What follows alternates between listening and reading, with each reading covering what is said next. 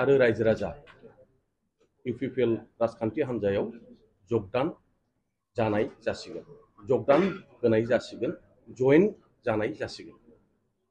2 अक्ट' 4 बाजि चिरां जिल्लानि मावखुलि काजोलगामियाव आं मानव गेदेर प्रमद बर' बिथांनि दैदेननाय राजखान्थि हान्जा इउपिपिएलआव आंजों लोगोसे गोबां राजखान्थि हान्जा एबा आफादफोरनि दैदेनगिरिजों लोगोसे मावथिफारिया आरो रायजो राजा इउपिपिएल राजखान्थि हान्जायाव जगदान जानाय जासिगोन, जगदान होनाय जासिगोन, जयेन जानाय जासिगोन।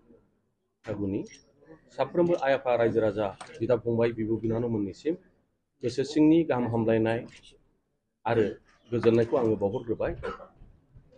दिनै आङो बे प्रेस मेलनि गेजेरजों आंनि माखासे बाथ्राफोरखौ बुंथिनो आं सानदों।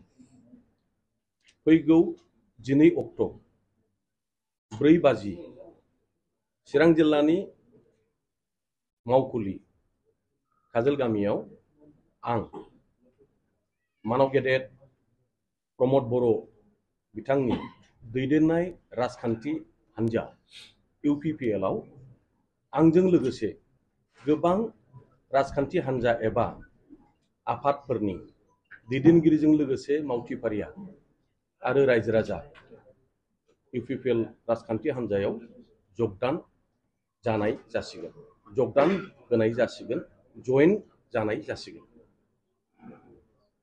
बे बाथ्राखौ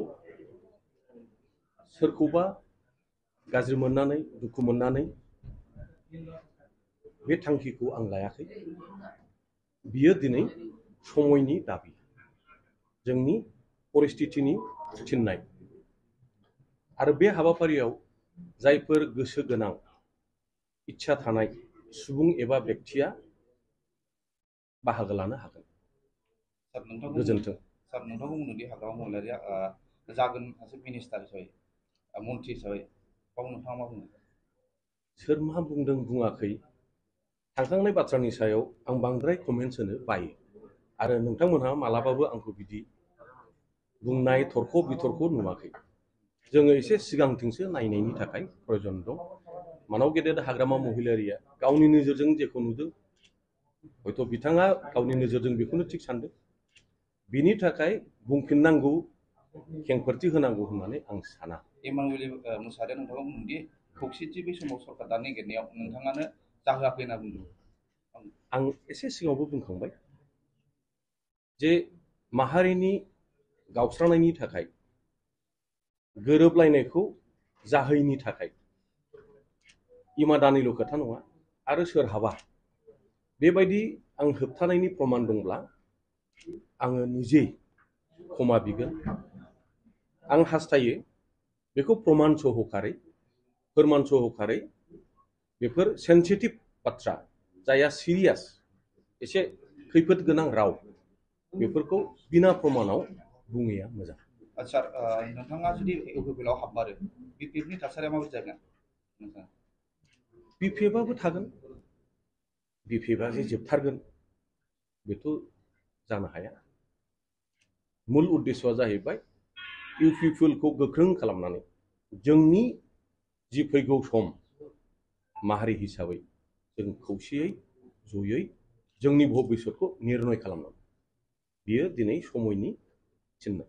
खाम्फा बरग'या नोंथांखौ हाबानो, मानोना नोंथाङा बिपिएफ दाजेननायनि सासे सानसुमै होननानै बुङो, बे बाथ्राया बेसेबां? नै दा जि आङो प्रेस मेलनि गेजेरजों बुंबाय, बे बाथ्रानि जेबो ओंथि गैला। बेखौ नोंथांमोनहा दा हमनो हाबाय, मोनदांबाय।